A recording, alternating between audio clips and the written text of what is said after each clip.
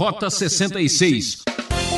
Porque essa questão da adivinhação, ela não está ausente do próprio meio cristão, né? Tanto é que, recentemente, popularmente, o pessoal até inventou uma expressão chamada profetada. Alô, alô, alô, gente! Aqui é Beltrão com muita alegria em ter o carinho da sua audiência. Hoje no programa Rota 66, você vai saber por que a Bíblia condena práticas de adivinhação, consultas a astros e outras formas de apelar para saber o futuro. O professor Luiz Saião apresenta na série em Deuteronômio, capítulos 16 até 18, o tema O Deus do Tempo e da Justiça. Quem é que nunca ouviu uma profecia daquelas, prometendo tudo e mais um pouco, hein? Como identificar uma verdadeira profecia? Um assunto difícil para apresentar em uma aula, não é mesmo, professor Saião? Como temos visto, Deus quer consagração e misericórdia. Vimos isso na lição anterior aqui do nosso estudo do Rota 66. Esse Deus misericordioso e Deus justo que exige daqueles que estão em aliança com Ele também deu claras orientações sobre a administração do tempo. O tempo no Israel antigo não era um tempo comum. Era um tempo de Deus, um tempo marcado por vários momentos quando se separava parte do calendário para dedicação ao próprio Deus. Como nós já estudamos bastante sobre isso, já aqui no Rota 66, quando estávamos estudando Êxodo, Levítico, então nós não vamos detalhar com muita especificidade aqui o que o capítulo 16 nos traz. Mas o foco está em que grande parte do tempo é dedicado para festas ao Senhor. Capítulo 16 nos lembra da Páscoa, da festa das semanas, que também é chamado de Shavuot, ou mais conhecida no contexto cristão como o Pentecoste, a famosa festa do Pentecoste, e depois a festa das cabanas, que é Sucote, ou seja, festa dos tabernáculos. Por isso, o versículo 16 do capítulo 16 traz o texto aqui da NVI que diz: 3 vezes por ano todos os seus homens se apresentarão ao Senhor, o seu Deus, no local que ele escolher, por ocasião da festa dos pães sem fermento, da festa das semanas e da festa das cabanas. Nenhum deles deverá apresentar-se ao Senhor de mãos vazias. Cada um de vocês trará uma dádiva conforme as bênçãos recebidas do Senhor, o seu Deus. Deus é o Senhor do tempo. O tempo pertence a Deus, por isso nossa vida precisa ser vivida com responsabilidade e devemos dedicar parte desse tempo para uma consagração, para uma dedicação específica ao próprio Senhor Deus. No Israel antigo, 3 festas principais: a Páscoa com os pães sem fermento, a festa das semanas, aí, o Pentecoste, a festa das cabanas, também eram aqui as principais ocasiões quando o povo se apresentava diante de Deus de maneira especial. Cabanas também é conhecida como festa dos tabernáculos. Deus é o Senhor do tempo, o tempo deve ser também consagrado e dedicado ao Senhor. O Senhor do tempo também é o Senhor da justiça, que está preocupado com a administração da justiça no meio do seu povo. Por isso, desde o capítulo 17, concentra-se a atenção na necessidade de se fazer justiça corretamente. O capítulo 17 começa com a preocupação de que tudo que é dedicado a Deus deve ser dedicado com bastante consagração e perfeição. O texto nos diz logo no início que qualquer animal defeituoso ou imperfeito é abominação, é detestável, é rejeitável, é asqueroso para Deus, não é aceitável de jeito nenhum. E nesse mesmo espírito, o texto prossegue exigindo justiça e muitas vezes falando na frase que deve se eliminar o mal do meio do povo de Deus. E então há uma preocupação, por exemplo, com o julgamento que deveria ser feito para que a justiça prevalecesse. Se para os seus tribunais, diz o versículo 8 na NVI, se vierem casos difíceis demais para julgar, sejam crimes de sangue, litígios, agressões, dirijam-se ao local escolhido pelo Senhor seu Deus e procurem os sacerdotes levitas e o juiz que estiver exercendo o cargo na ocasião. Apresente-lhes o caso e eles lhes darão o veredicto. A preocupação é clara que a justiça deve ser exercida, mesmo no caso das situações mais complexas e difíceis. Não era permitido a atitude de rebeldia contra a própria lei. De novo, o texto repete a expressão importante: eliminem o mal do meio de Israel, versículo 12. Nesse mesmo espírito, os versos 14 em diante enfatizam a necessidade da justiça do próprio rei que precisava ser do povo de Deus, porque deveria estar numa relação de aliança com Deus também. Versículo 16 é muito interessante, começa a falar da necessidade da limitação do poder real. Então o versículo nos diz: esse rei, porém, não deverá adquirir muitos cavalos, nem fazer o povo voltar ao Egito para conseguir mais cavalos, pois o Senhor lhes disse: jamais voltem por este caminho. Ele não deverá tomar para si muitas mulheres. Se o fizer, desviará o seu coração. Também não deverá acumular muita prata e muito ouro. Quando subir ao trono do seu reino, mandará fazer num rolo para o seu uso pessoal uma cópia da lei que está aos cuidados dos sacerdotes levitas. Trará sempre essa cópia consigo e terá que lê-la todos os dias da sua vida, para que aprenda a temer o Senhor, o seu Deus, e a cumprir fielmente todas as palavras desta lei e todos esses decretos. Como vemos, a preocupação aqui destes capítulos de Deuteronômio é a administração da justiça, porque Deus é o Deus da justiça. É necessário que isso seja feito por parte dos juízes e também por parte do rei, que tem aqui como orientação duas coisas muito importantes. A primeira é não permitir que a sua posição de rei lhe suba a cabeça, que ele então passe a multiplicar cavalos, que significa exército, poder, força, confiar em si mesmo, e não multiplicar mulheres, que significa também uma espécie de demonstração de poder, de riqueza, de força e de virilidade, e que não é a proposta que Deus tem para este rei, de confiar no poder humano. E além disso, ele deve trazer uma cópia da própria lei. Ele deve se dedicar, deve ler a lei todos os dias da sua vida, para de fato servir ao Senhor da maneira correta. O Deus do tempo é o Deus da justiça. O povo precisa de uma administração que produza a justiça, e isso começa com a própria liderança.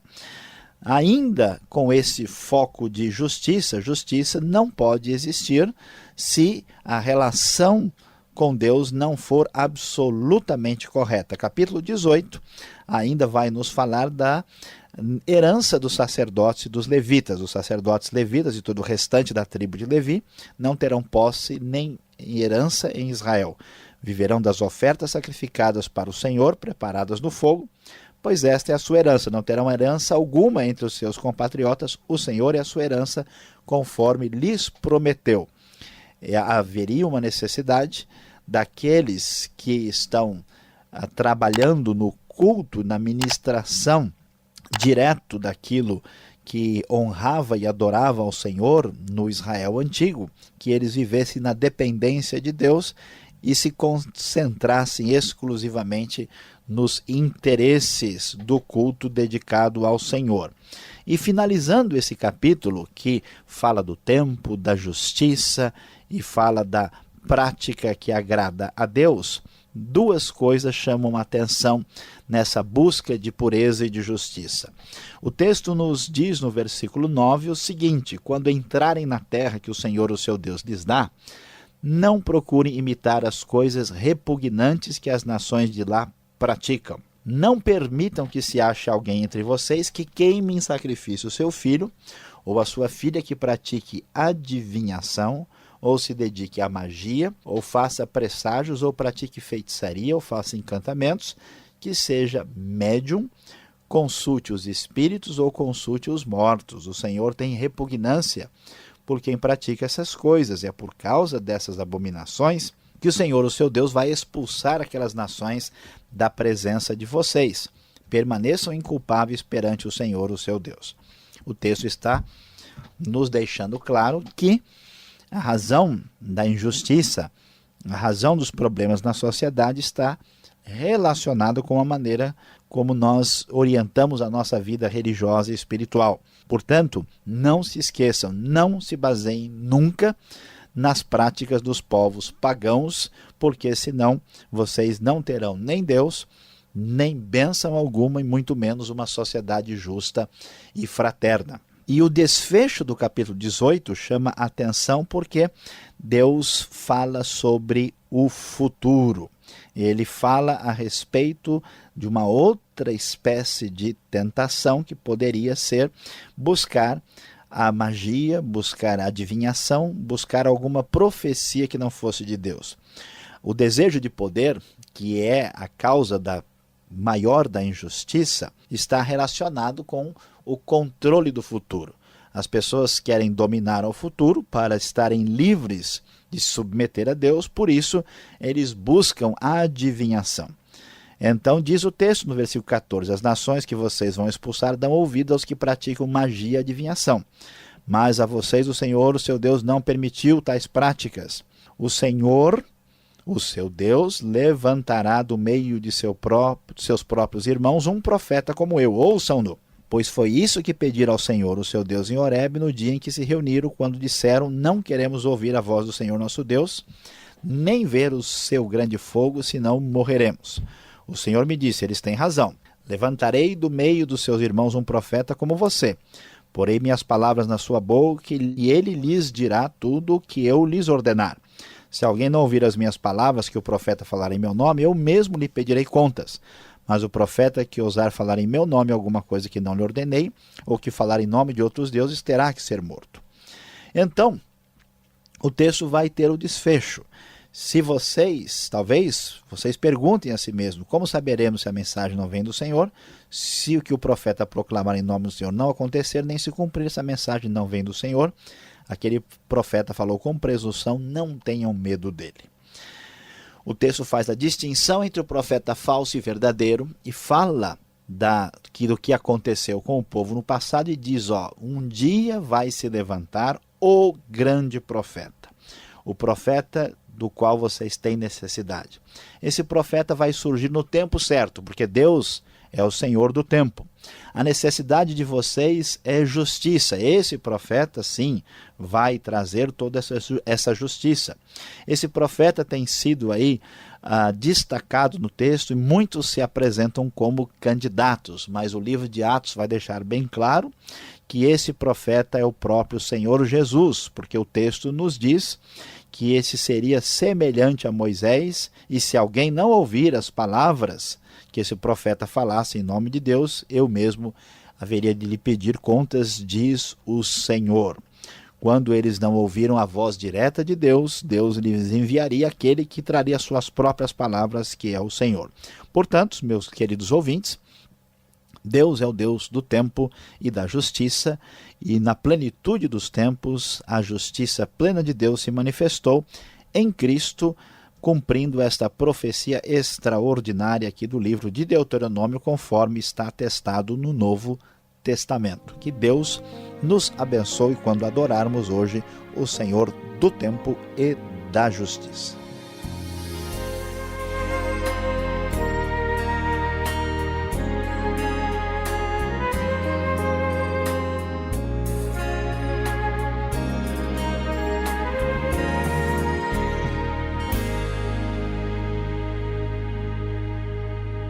Este é o programa Rota 66, o caminho para entender o ensino teológico dos 66 livros da Bíblia. Estamos na série Deuteronômio, estudando os capítulos 16 até 18. Nosso tema de hoje é o Deus do Tempo e da Justiça. Rota 66 tem produção e apresentação de Luiz Saião, redação e participação Alberto Veríssimo, na locução Beltrão, numa realização transmundial. Ainda temos mais alguns minutos para tirar as dúvidas. Vem aí, Alberto e suas perguntas. Preste atenção.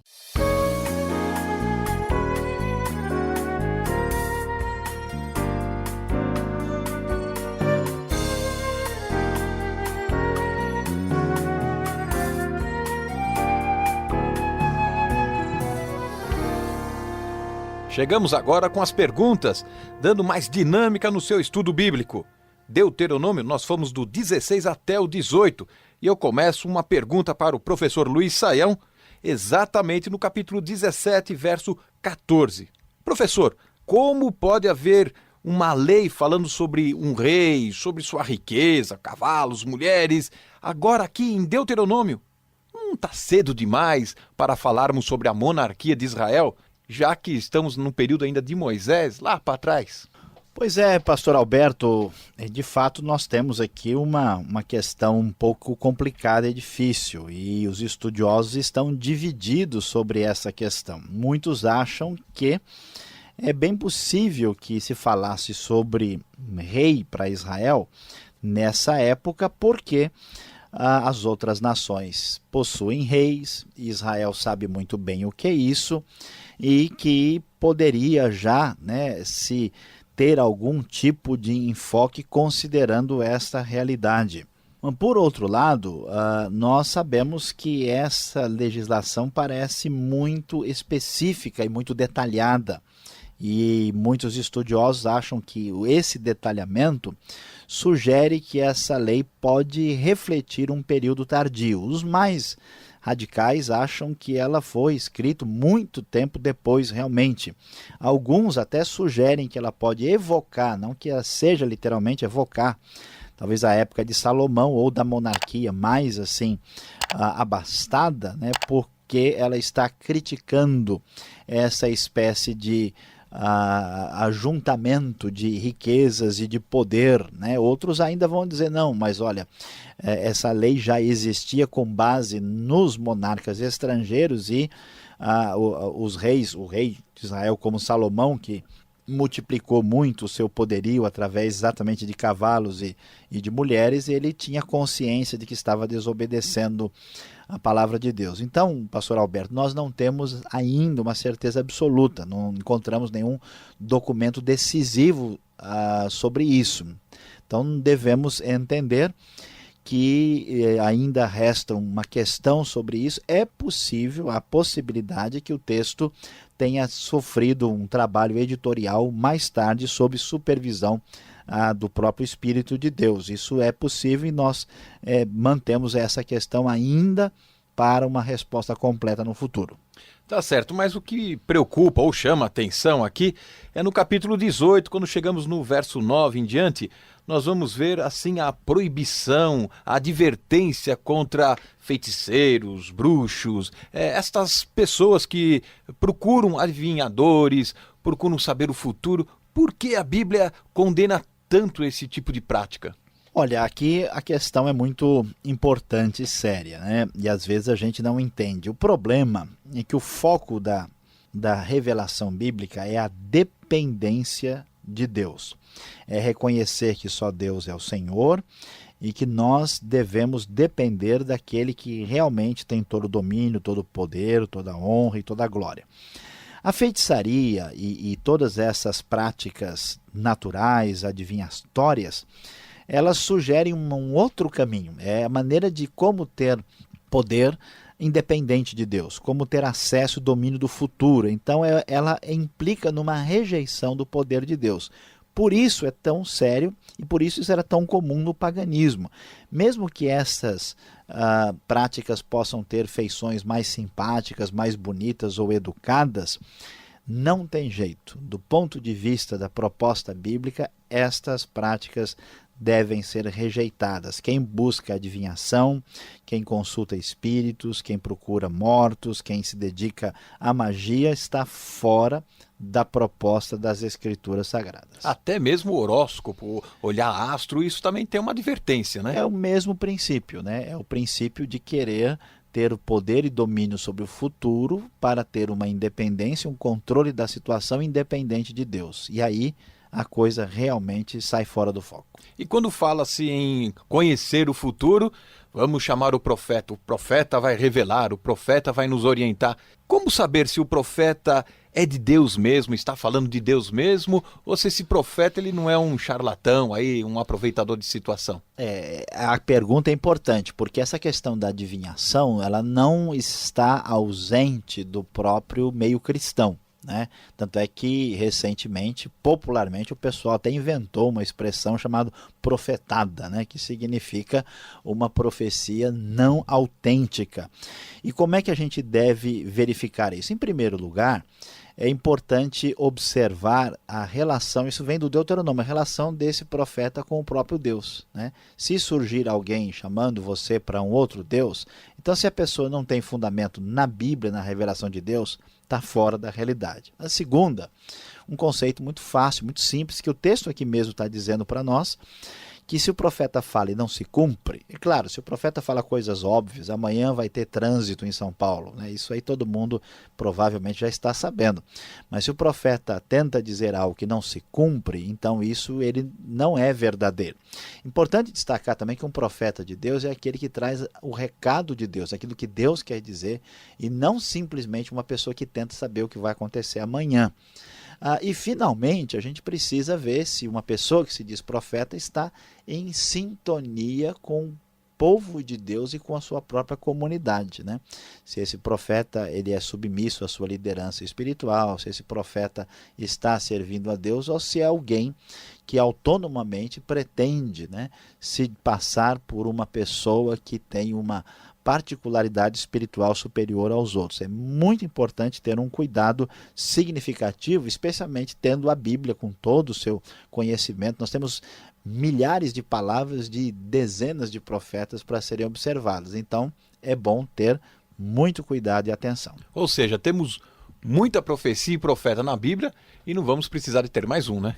Não podemos ter profeta nesse sentido absoluto. Deus pode usar uma pessoa para falar conosco de maneira particular e especial, mas é bom ter muito cuidado e atenção com isso, porque nós não podemos ter nenhum tipo de profecia revelatória, ou que tenha autoridade como a Bíblia tem. Isso está absolutamente fora de cogitação. Muito obrigado, professor Luiz Saião, pela explicação. Você que está acompanhando o estudo de hoje, temos mais 1 minuto para aplicarmos tudo isso para a sua vida.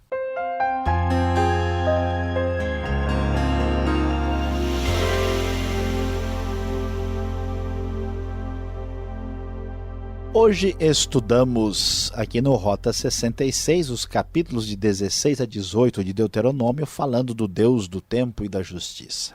Esse texto fala bastante sobre a necessidade do julgamento correto, do papel do rei, daquilo que deveria estar aí como prática agradável ao Senhor no meio do seu povo, e depois de vermos tudo, há uma grande esperança que surge no final do capítulo, falando do profeta que viria, o profeta que é o próprio Jesus, o último grande anunciador dos desígnios de Deus. Por isso, nós podemos, apesar dos reis, juízes, povo falho, devemos e podemos ter muita esperança, porque a justiça virá.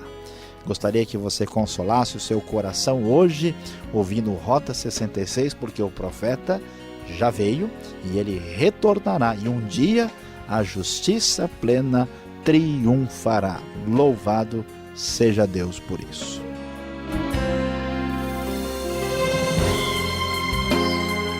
O Rota 66 de hoje chega ao fim. Esperamos você nesse mesmo horário e sintonia. Mais informação sobre esse trabalho no site transmundial.com.br. E até lá.